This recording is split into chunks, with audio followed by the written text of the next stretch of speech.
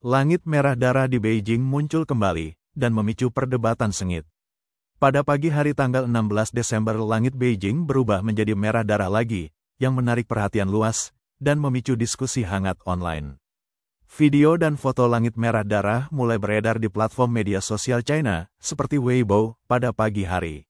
Menurut warganet, fenomena tidak biasa ini muncul sekitar pukul 6.30 pagi, dan berlangsung hingga sekitar pukul 7.20 pagi. Pengamat mencatat bahwa itu dimulai sebagai merah, kemudian berubah menjadi merah muda, dan akhirnya menghilang.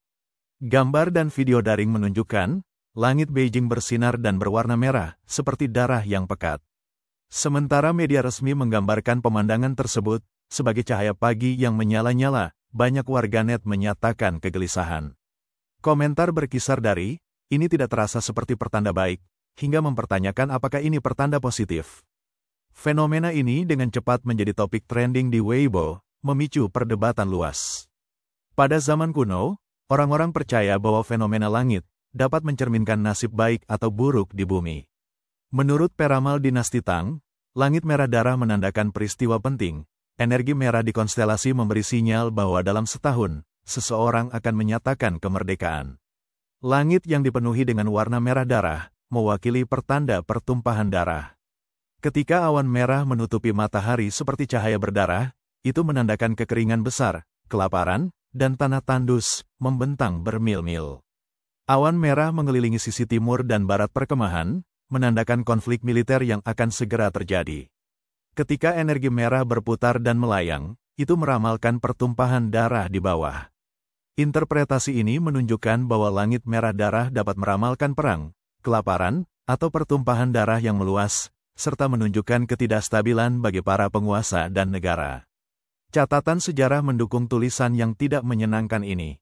Misalnya, pada tahun 141 sebelum Masehi, langit tampak semerah darah yang tertumpah di surga. Pada tahun yang sama, Lu Ce yang berusia 16 tahun, naik tahta sebagai Kaisar Wu dari Han, setelah kematian Kaisar Jing dari Han.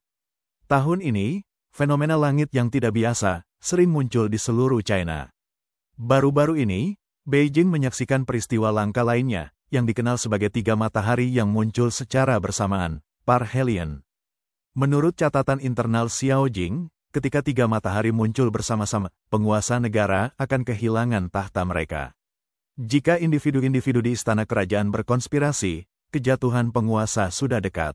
Negara Jing menyatakan, tiga matahari muncul bersama-sama, meramalkan kejatuhan para penguasa feodal, tanah yang hilang, kota yang ditinggalkan, atau banjir besar.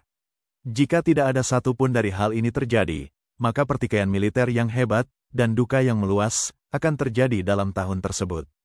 Catatan sejarah mendokumentasikan kejadian-kejadian seperti itu, yang terkait dengan fenomena langit yang selaras dengan peristiwa-peristiwa besar.